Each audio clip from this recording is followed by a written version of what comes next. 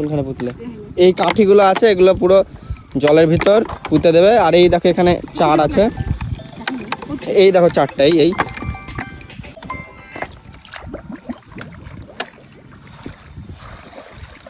এই দুটো আছে জি, এই কাঠি দুটো, ওই দুটো আমরা এইভাবে লেই, এইভাবে চিহ্ন করি, দুটাকে তলে ভোট দেই,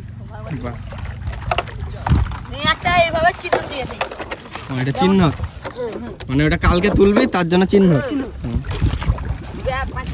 তো অনেক ভাই একসঙ্গে এগুলো দিচ্ছে, ওখানে একটা আছে, এখানে একটা, এখানে একটা, এখানে একটা, সবাই।